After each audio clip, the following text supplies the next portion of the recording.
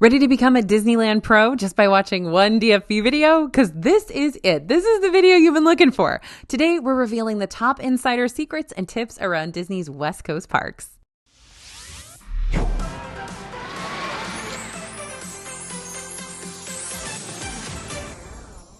Hey everybody, it's AJ for Disney Food Blog. I am so ready to reveal all of our favorite hidden gems and lesser known tricks that'll add tons of value to your soon-to-be Disneyland vacation. So without further ado, let's head out west. All right, Fantasmic is coming back to Disneyland, and we seriously cannot wait to see it reclaim its spot on the rivers of America again. So after an unexpected fire destroyed the Maleficent dragon animatronic last year, that was dramatic, this nighttime spectacular has been indefinitely closed while Imagineers revamp the design. But all those revamps are getting ready to wrap up, so Fantasmic can reopen on May 24th, 2024. While Imagineers have had to make some pretty drastic changes to this nighttime spectacular, since the Maleficent dragon was unsalvageable and Disney wanted to make sure they improved the safety of this show to prevent another catastrophe, we can still expect to see a lot of similarities between the old and new versions, including its location in the park. In the past, we haven't had too much trouble finding a good view for this show thanks to those 3 water screens that help improve visibility, but if you want to experience the best angle for Fantasmic, make sure you've got a clear view of Tom Sawyer Island, aka around that pathway connecting New Orleans Square and Frontierland. Also, don't be afraid to ask a nearby cast member where they suggest you stand for the show. As long as they're not too busy helping out with crowd control, they should be able to point you in the right direction for a great view. Before the fire, Fantasmic had an ever-changing schedule throughout the year. Sometimes they'd show twice a night, sometimes only once, and sometimes not at all. So once this show does go live again, make sure you check Disneyland's hours and events calendar so you don't miss out on the returning spectacle. So Disneyland doesn't like staying stagnant, which is why year-round, these parks are going to spice things up with exclusive events and seasonal entertainment. And if you time your visit just right, you might be able to experience one of these limited time shindigs yourself. For example, Season of the Force kicked off on April 5th and is going to run until June 2nd this year. During this event, you'll be able to watch Fire of the Rising Moons, which is a new version of Disneyland's nighttime show featuring iconic music from Star Trek, JKLOL, just seeing if you're paying attention. Now you can watch this new show from multiple viewing areas in Star Wars Galaxy's Edge, including the Black Spire Spaceport, the TIE Echelon docking platform, and the Speeder Garage. Hyperspace Mountain has also made its return in honor of Season of the Force. This is my favorite version of Space Mountain. So up until June 2nd, you can experience Space Mountain with that Star Wars themed overlay. You'll also be able to check out other limited time Star Wars offerings too, like new photo pass opportunities, exclusive merchandise, novelty snack items, etc. By the way, I am a huge Star Trek fan. I'm not going to lie. I'm a big TNG person. So if you are too, please let me know. Anyway, along with Season of the Force, you can also celebrate your favorite Pixar characters during Disneyland's Pixar Fest. Yep, you might get a double dose of celebrations if you're about to head to Disneyland soon. From April 26th through August 4th, 2024, you'll be able to celebrate the impact of Pixar's greatest stories all throughout Disneyland Resort, which features the brand new Better Together, a Pixar Pals celebration parade and Disney California Adventure, with more than 24 Pixar Pals to wave at, a nighttime event in DCA called Club Pixar that's going to feature an interactive DJ dance party, live performances, games, photo ops, themed food, crafted drinks, and more. Who remembers an Alice in Wonderland situation that used to happen, right? The Returning Together Forever, a Pixar nighttime spectacular. Boy, they love these long names for their stuff, don't they? Anyway, on the Disneyland Castle, this is going to have new scenes inspired by Pixar's Onward, Soul, Luca, Turning Red, and Elemental. And again, lots of new merch that you may want to snag before it's gone. There's even a Doug popcorn bucket for pass holders, which is super cute. Now, Disneyland is really riding the Pixar train. Not only can you explore Pixar Pier, dine around San Francisco, i.e. the new Big Hero 6 area that opened last summer, and celebrate these films during Pixar Fest, but you can also stay in a newly remodeled hotel completely dedicated to these movies and characters. Disney's Pixar Place Hotel, which officially opened at the end of January 2024, is the major overhaul of the former Paradise Pier Hotel. Now, the hotel, as Disney puts it, weaves the artistry of Pixar into its its comfortable contemporary setting. Along with new rooms, new restaurants, and new places to shop, you've also got the opportunity to meet exclusive Pixar characters. Remember Riley's imaginary friend from Inside Out? Hopefully you do, because Riley doesn't. Sorry, touchy subject, moving on. Bing Bong can be found wandering around the lobby and the outdoor area on the 3rd floor. He shows up here every day of the week, so you should be able to catch him at some point during your stay. And now this is what I'm so excited about, because Soul is one of our favorite Pixar films. Joe Gardner can be found serenading guests on the piano in the lobby on select days throughout the week. This isn't really a meet and greet situation, but you can stop to listen to Joe's jazzy tunes as you make your way around the lobby. Very cool character situation there. Now, recently there's been one treat that's been selling out in Disneyland's, well, I guess it's Critter Country. Kind of, it's New Orleans Square meets Critter Country. And that snack is the chocolate chip cookie 6-pack for just over $6 over there at Harbor Galley. While you might think there's nothing special about some little old chocolate chip treat, these cookies are freshly baked, so they consistently taste like they just came warm out of the oven. Really, really delicious, especially when you're in a situation like Disneyland where a lot of stuff is pre-packaged or maybe it doesn't taste as great as it does when it's straight out of the oven like homemade, right? But these do. They're quite good. And if 6 isn't enough for you, you can always upgrade to the 13-pack for just over $12 instead. But here's the thing. These cookies are very popular, and as I mentioned before, they do tend to sell out sometimes. So if you want to make sure you get a pack for yourself, you're going to want to come to Harbor Galley as soon as it opens for the day, if not a little sooner, just to get in line. Typically, Harbor Galley opens at 10 a.m. daily, but double check the Disneyland app the day of your visit just in case the hours happen to change, or you can mobile order too. So no, it's not just a rumor. Disneyland really does have 200 plus feral cats in their park. They're called the Disneyland Cats, and they are the best. They don't live here for free. They've got a job to do. The felines are here to keep the rodents away. So sorry, Remy, but you may want to steer clear.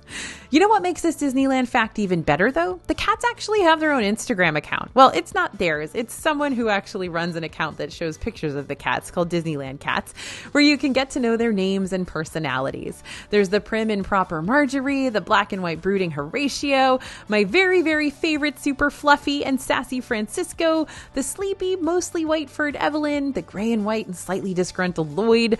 Look, I could fill the rest of this video just looking at Disneyland Cats, and y'all probably wouldn't care, but we gotta keep moving forward. There's a good chance you probably won't see any of these cats during your visit, since the majority of them sleep the day away, but that doesn't mean it doesn't ever happen. So consider yourself lucky if you see Francisco over there near the Grand Californian. Now, I know we talk a lot about the East Coast Parks discounts that you can find on Disney World's special offers and discounts webpage, but Disneyland has its own savings as well. Throughout the year, you can find new deals on hotels and park tickets featured on Disneyland's offers and discounts webpage.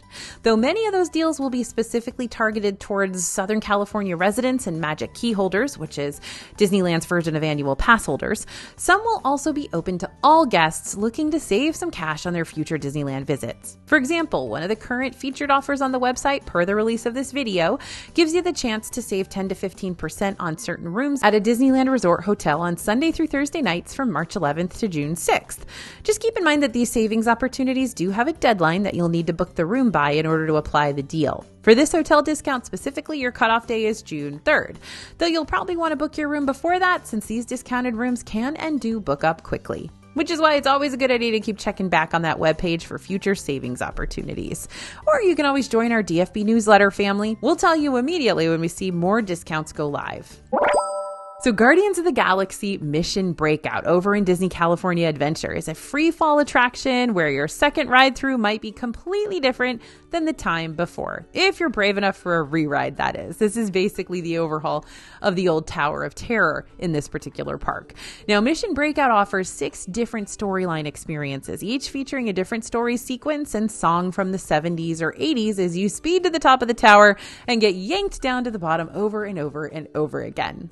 The potential songs you could get on this ride include Hit Me With Your Best Shot by Pat Benatar, Give Up the Funk by Parliament, Born to Be Wild by Steppenwolf, I Want You Back by Jackson 5, Free Ride by the Edgar Winter Group, and Burn in Love by Elvis Presley. And if you come here around the Halloween season, you've got a chance to not only experience a different ride scenario, but a whole different level of terrifying intensity thanks to the Guardians of the Galaxy Monsters After Dark overlay. So this happens for a limited time in the evenings, typically starting around September, lasting up until Halloween, and features a whole new hard rock soundtrack and a fresh plotline where you have to help Rocket save Groot from the clutches of a rather terrifying monster. Good luck. Next up, look out for those new restaurants. There are so many new restaurants coming to Downtown Disney, and some of them will be opening their doors really, really soon. So let's go over what we know about each of these up-and-coming dining establishments so far. Porto's Bakery and Cafe, that's a Southern California favorite that already has 6 locations in the state. The spot's going to bring sweet pastries and savory Cuban food to Downtown Disney. Although we don't know the menu for the Downtown Disney location just yet, current Porto's locations have stuff like guava and cheese strudel, an array of empanadas and meat pie, croquetas, breakfast pastries and cakes, freshly baked breads, soups and salads, and more. Now, Paseo is one part of a Mexican restaurant trio that's opening in Downtown Disney in May 2024. The other 2 restaurants are Centrico, the courtyard bar and restaurant, and Tiendita, a quick service option. These are taking over the spot where Catal and Uva Bar used to be, as well as the Sprinkles Cupcake Shop that closed back in April 2023. Din Tai Fung is a family-owned, award-winning restaurant that's opening in Downtown Disney this summer. It's going to be located on the west side in what's been called a creative space near the New Lawn Pavilion. The restaurant will serve Chinese dishes family style, including its famous soup dumplings, which are typically handcrafted right on site. Last but not least, the new Parkside Market area is actually 4 restaurant locations, all under one roof. This is also going to be located on the west side of Downtown Disney. First, you've got Soul Sister, which will deliver a Korean forward menu with a California twist. Next up is Sip and Sonder, a Black women-owned location that specializes in signature lattes, as well as fresh treats, frozen drinks, and Caribbean-inspired bites. Your third choice here is going to be Gigi's Chicken Shop, where you can grab family-style chicken, salads, and classic dinner sides. And finally, you've got the Parkside Market's second-story rooftop bar, which is going to feature a wide variety of cocktail options made with local ingredients by mixologists, with selections like frozen lemonades, frosés, espresso martinis, shareable cocktails, and spirit-free elixirs. So let's talk Genie Plus and when to buy it in Disneyland. Disney Genie Plus works differently in Disneyland than it does in Disney World. They're both premium services that'll help you book lightning lanes throughout the day so you can skip over the main queues of the rides. But the way you purchase Genie Plus in Disneyland versus Disney World is a horse of a different color. There are 2 ways to add Genie Plus to your park visit in Disneyland.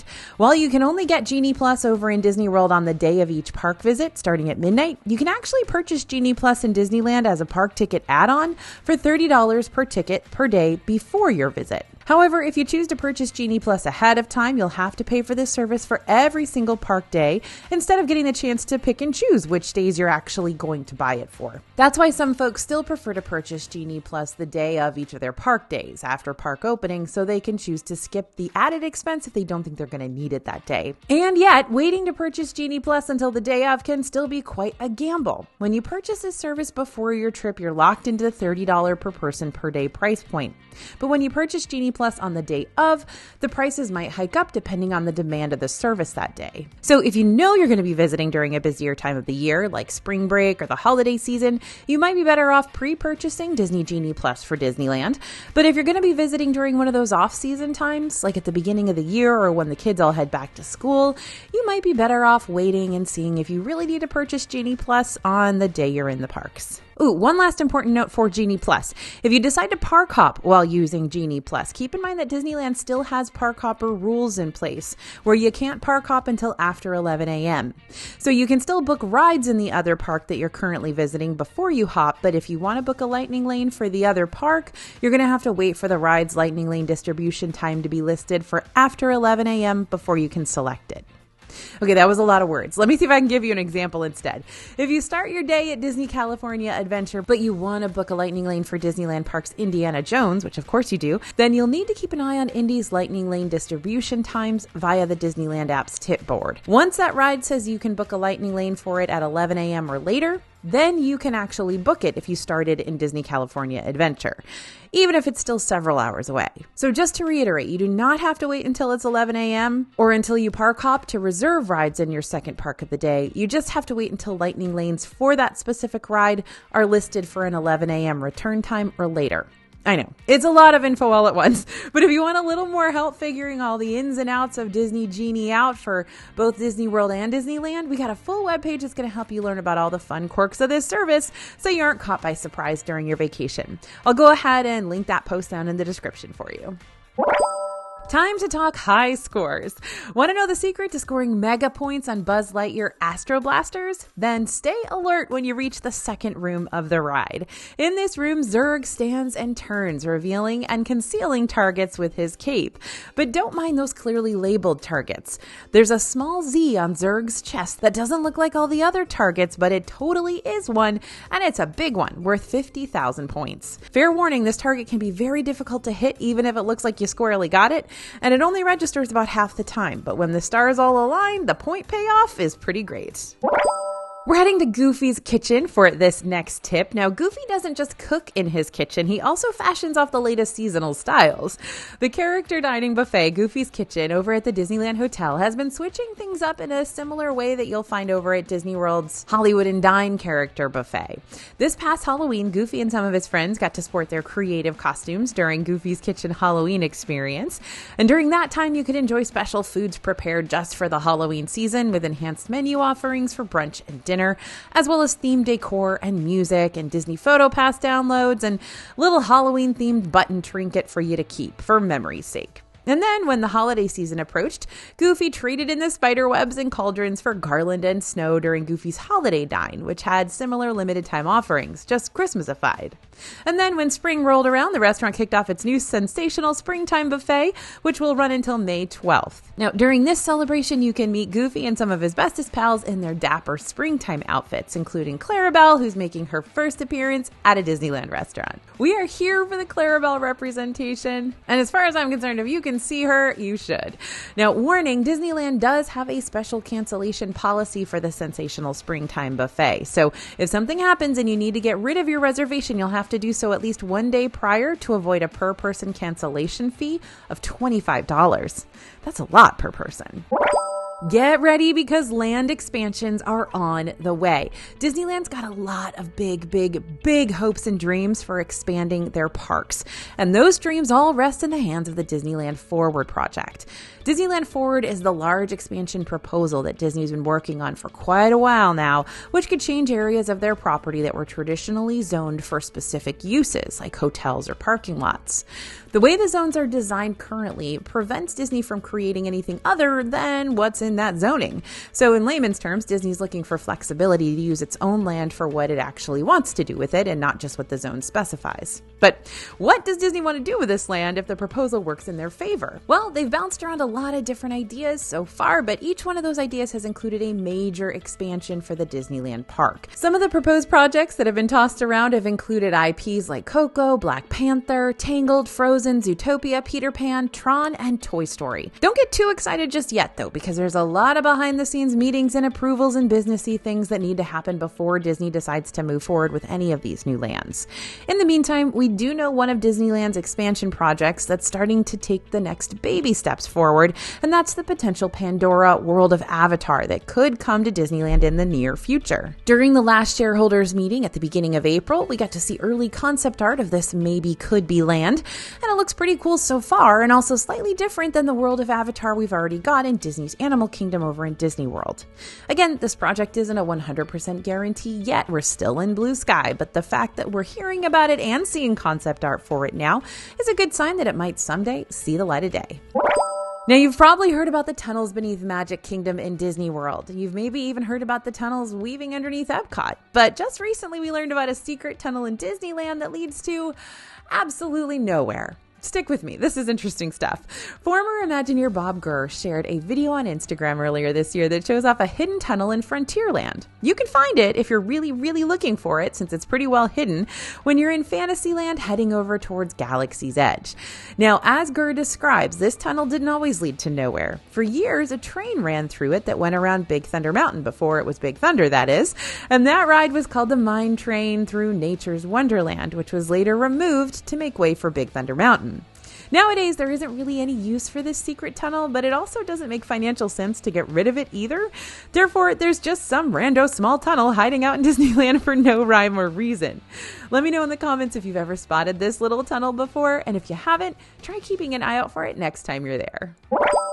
All right, it's finally happening. Disney is planning on replacing the pure gasoline engines that have powered Autopia's cars for years and years and years now with new electric or hybrid power sources. Many Disney fans have wanted the company to transition the Autopia vehicles to an electric power source, both for environmental reasons as well as eliminating the strong smells and sounds associated with the engines. While there's no exact timetable for this Autopia switch up yet, the ride is slated to completely go from gas to electric by fall 2026. People have been pretty fickle toward how they feel about this particular change, and I can understand why. At the end of January, Disneyland updated their early entry benefit for guests staying at Disney-owned hotels during their trip. Before, hotel guests could enter either Disneyland or Disney California Adventure 30 minutes before the general public could. But now Disney will alternate out which parks offer the early entry benefit each day. So one day it'll just be DCA, the next it'll just be Disneyland. This is how it used to work, but then they changed it. Anyway, while this can be frustrating for Disney hotel guests at first, the early entry schedule is listed on the Disneyland website, so you don't have to plan your park days without knowing when you can use this benefit. Hey, need a helping hand with your Disneyland plans?